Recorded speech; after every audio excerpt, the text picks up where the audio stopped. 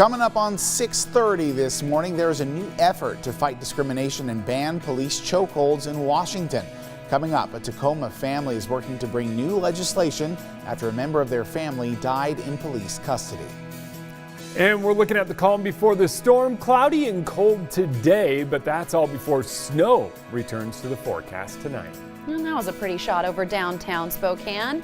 And it's a lifeline connecting families at the U.S.-Canada border. Now, some are taking issue with people camping along the border.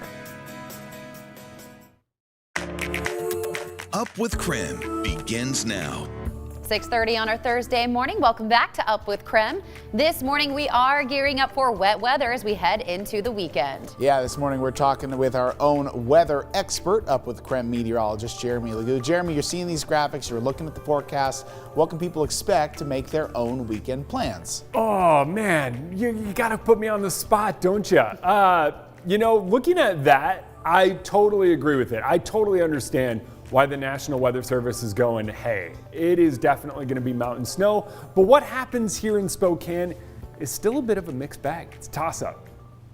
It's all timing, right, Jeremy? Depending on what this storm several 100,000 maybe miles away is doing, right? Yeah, I mean, this storm is still so far away. It's Alaska far away, if that puts it in perspective. And I said earlier, it took me 5 days of driving nonstop to make it from Alaska. And this thing is closing in on us pretty quick, but it's still coming from about that far away. So as we wake up to clouds this morning, there are a few things you need to know as you head out the door. One, it's chilly. No doubt about that. Temperatures are trending about 4 to 5 degrees below where they should be this time of year. So you're going, okay, I know that. I bundled up yesterday. Bundle up today. Temperatures are still in the 20s despite some of that cloud cover. And cloud cover typically does a great job of keeping us warm overnight. The problem is we just didn't warm up yesterday. And I think that's going to be the case today. I'm thinking we stay in the 30s all day long. You're going, okay, so then what? Notice what happens as the sun goes down. 5 p.m., say goodbye to the sun. We fall back down below freezing by 7.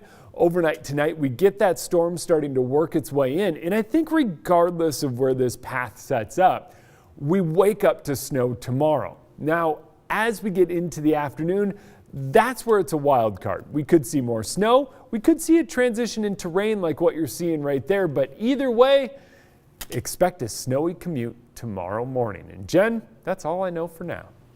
All right. Well, at least I'm prepared for a little bit of both, maybe snow or rain. Do you think those match a work dress? You know, those rain boots? Yeah. I mean, I'm going to just be stomping around in them tomorrow. So it's going to be a fashion moment. Jeremy, thank you so much. Yeah. All right. Coming up now on 6:33. Well, this morning there is a new effort to fight discrimination and ban chokeholds in Washington. Yesterday, family members unveiled the Manuel Ellis Anti-Discrimination Act. He died in March in police custody in Tacoma. Witnesses captured his final moments on camera, including his last words, "I can't breathe." A medical examiner says he died from lack of oxygen from being restrained. Now his family is pushing the state to ban a variety of holds and restraints. They were completely negligent with how they handled my brother while he was fighting for air to breathe and after. There was no dignity at all. They let my brother die in the street. They didn't even take him to the hospital. The legislation also asked lawmakers to address systemic inequities like access to health care and COVID-19 testing. It needs 300,000 signatures by the end of the year to go to state lawmakers. Well, this morning I'm breaking down 3 top headlines about the coronavirus. First, we may soon find out if the coronavirus vaccine being tested in Seattle actually works. Moderna says it's days away from releasing data on its effectiveness. Earlier this week, Pfizer announced early data shows it's 90% effective. Moderna is hoping for similar results. Researchers at Stanford University identified some of the places playing a role in the spread of COVID-19. They looked at cell phone data to track the movement of 98 million people at the start of the pandemic. They found most of new infections were traced to restaurants, fitness centers, and cafes. Well, SeaTac International Airport is expecting a big surge of people traveling for the holidays. It could be the most travelers they've seen since the start of the pandemic. At the lowest point, the airport was seeing 2,500 passengers per day. Now with peak numbers, it's about 20,000 a day. For Thanksgiving, they're expecting 29,000 or even more.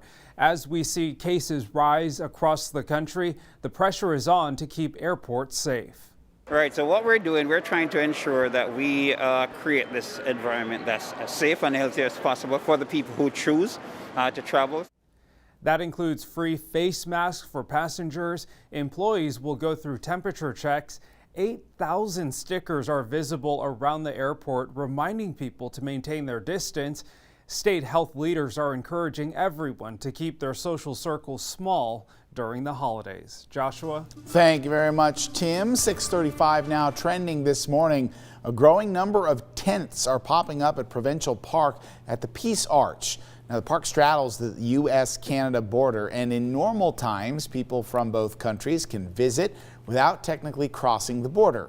With the ongoing pandemic, people are using the park to reconnect with loved ones without being required to quarantine. But neighbors tell us that they're worried and say camping could increase the spread of COVID-19. It flies in the face of everything, of so much of what we're being told to do. These people are not doing anything wrong. We're outside in a cold park. So far, no coronavirus cases have been linked to the park. Royal Canadian Mounted Police are increasing enforcement in the area. All right, 6:36 this morning. Still ahead, Laura Papetti joins us on Up with KREM to let us know how you can donate to Tom's Turkey Drive while social distancing. And we're looking at some clouds early on this morning and cool temperatures, but it's the calm before the storm. We got to talk about that storm coming up after the break.